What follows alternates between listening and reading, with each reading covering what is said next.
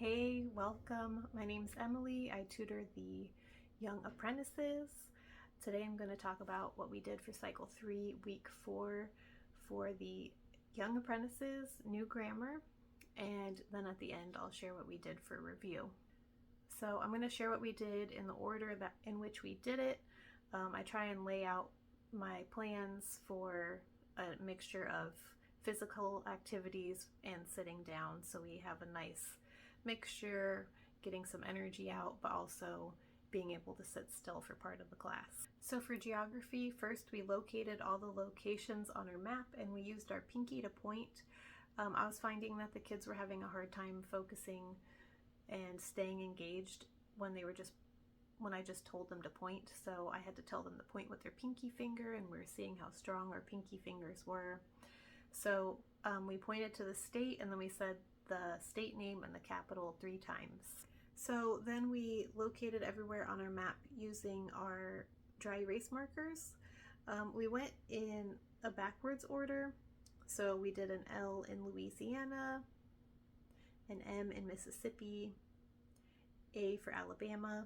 Florida, we turned that into an alligator and we wrote a tiny little F on there, and then a small G for Georgia. So for the M, I tried to use the shape of the state for the outside lines of the M, and same with Alabama. We tried to line it up with this straight line on the bottom for the A and use the side of the state for that diagonal line there. So I had made up a few copies of these to give to the moms in the class so they could help the kids get the image and the lettering right, because it's a little bit small for the kids to look up front to see on my map. So then after we did that, then I asked, what is the state and capital with the L in it? And they said the name, and then they could erase it. And another way you can read this for your readers is large, mean alligators ferociously grin. If this is helpful for you, go ahead and give it a thumbs up. And if you're already watching the videos and you aren't subscribed, this is your reminder to subscribe, because the algorithm doesn't always push these out. I'm glad you're here. It's always more fun to know that there's a community around you of other people who are doing similar things, especially when it comes to raising up our children in the Lord and teaching them. Next, we did English. So we did the verb principal parts today. For infinitive, we put our hands straight out in front of us and we ran in place. For present, we used one finger, we pointed down and jumped forward. For past, we used one thumb over our shoulder and jumped backwards once. For present participle, we used 2 fingers and jumped forward twice. And for past participle, we used 2 thumbs and jumped backwards twice. We sang this to the tune of The Wheels on the Bus, so it goes like this. These are the verb principal parts: infinitive, present, past, present participle, past participle, verb, principal parts. We're going to be using all these principal parts in the next few weeks, so it's good for you to figure out what the hand motions are you want to use now, because you might be using them in the next few weeks depending on how you want to do it in your class. Next, we did science. So first we did a quick review of the axial skeleton, because the axial skeleton kind of relates to what we're doing today, and we also borrowed some of the hand motions that we did from the axial skeleton for today's nervous system. So for the axial skeleton, we did this for skull. So today we were doing this for brain. We talked about how our skull protects our brain. For spinal cord, we pointed, you can't see this finger, but we're pointing to our spinal cord, and we talked about our vertebrae and how that protects our spinal cord. And then for nerves, we did the same motion for nerves that we did a few weeks ago. Next, we did timeline. Most of the kids in the class already know timeline. We have one who is still learning, so I say the name of the timeline card and have the kids repeat after me. And then I teach them some of the hand motions. We aren't doing all of them. We're just doing like a gentle introduction. Although today I did most of them, which was a little bit overwhelming, but, well, for some of the kids. But anyway, I'll show you what we did and you can decide what you want to use. So For early Native Americans, we made an F with our fingers and went from the cheek to the ear. That's the ASL sign for Native Americans. Then Israel divides, we do an X with our hands, and for divides, we throw our hands down into 2 kingdoms. For Homer and Hesiod, we make an H for our Homer and Hesiod. So this is how you do an H in sign language, just with one hand, but we did 2. Rome founded, we put our hand on our other hand like this for founded. And then for Romulus and Remus, we made the ASL sign for R with both fingers. Israel, we did an I for Israel. For falls, we pushed our hands down.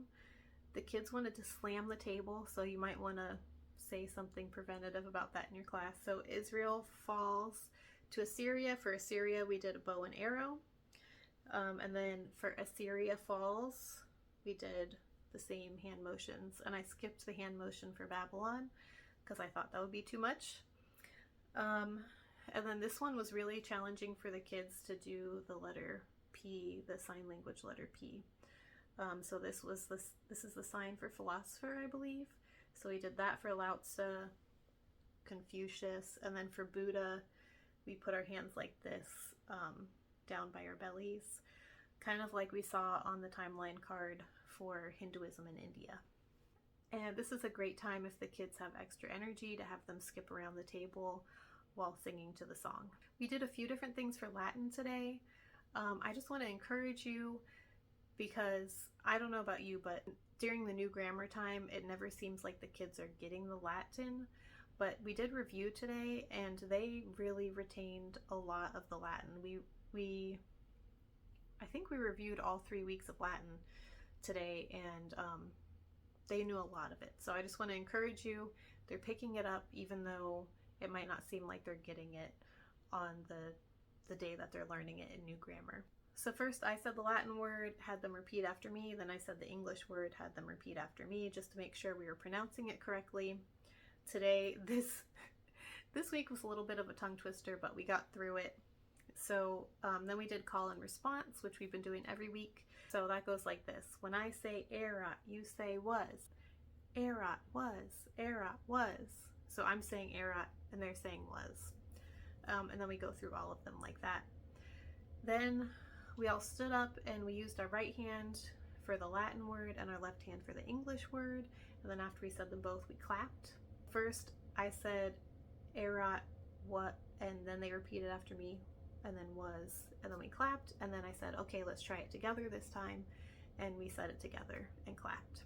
And then the last thing we did was I divided the room into 2. So half of the kids did the Latin word and half did the English word.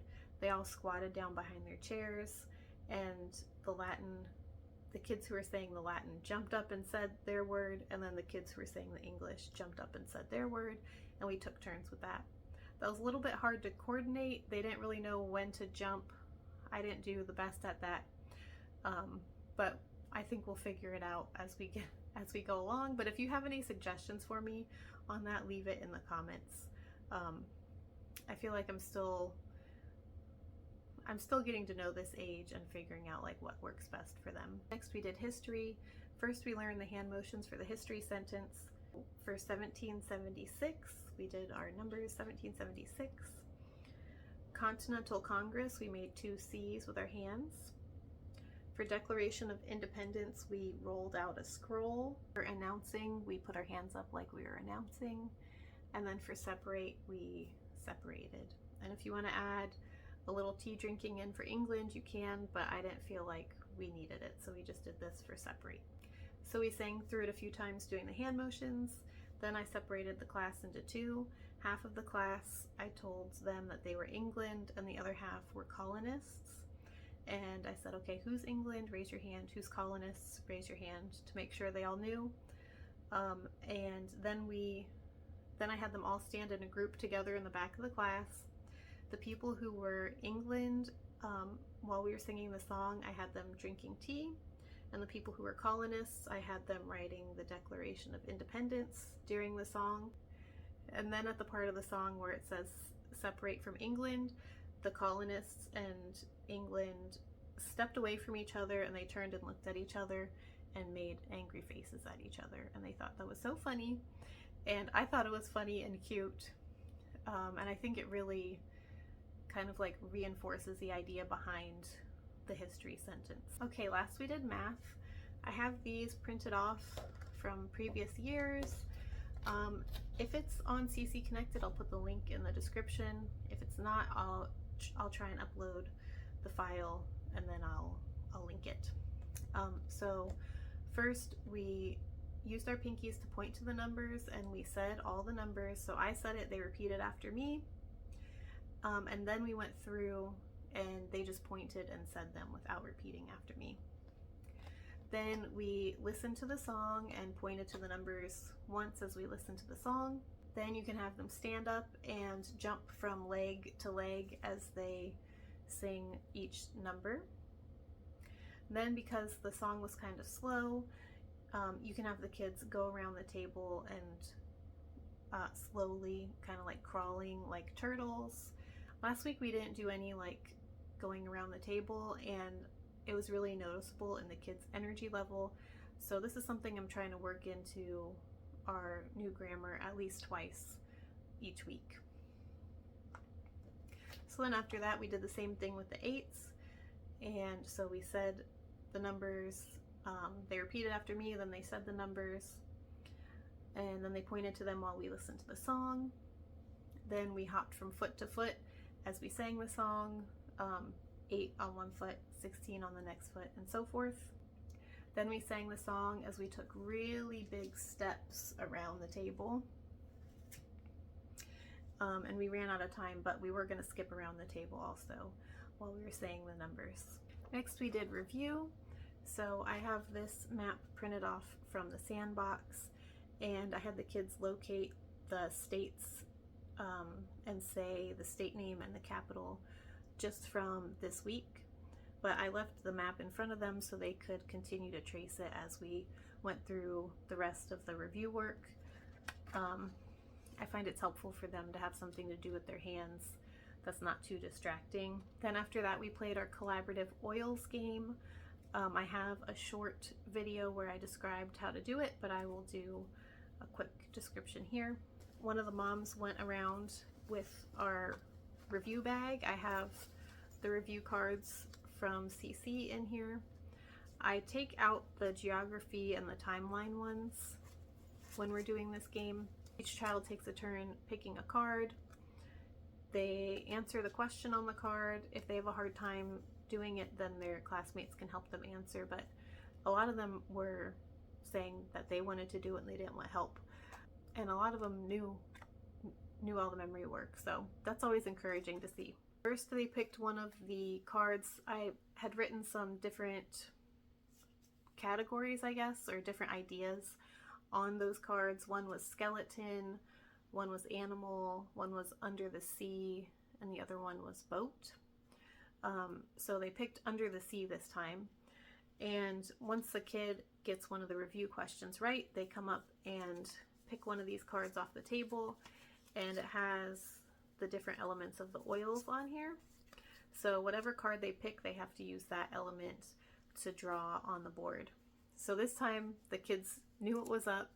They knew they were going to be collaboratively drawing, so they decided ahead of time they wanted to do a jellyfish for under the sea.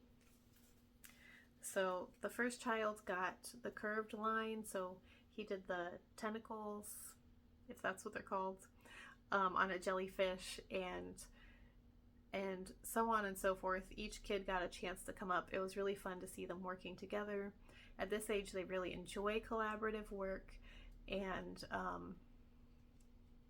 yeah, it's just a joy to do this game. So I have these as a download on CC Connected, so I'll put the link in the description for that as well. So that was week 4. We're getting into the swing of things.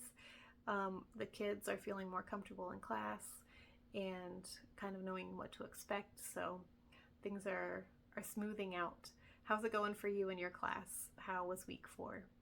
Let me know in the comments, and I'll see you next week.